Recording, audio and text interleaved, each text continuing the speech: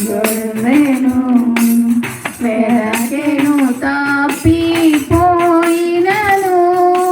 వెదకెను తప్పిపోయినను ప్రియమార పిలచెను గొర్రెను రాత్రి వేళ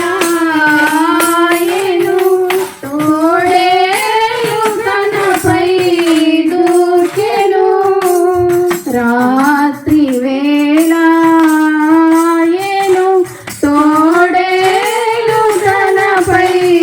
దూకెను మంచి కాపరి పారిపోక ఆకలి తీర్చునది ఆత్మీయమైనది మహోన్నత గ్రంథరాజ్యము మనుజాలికాశ్రయం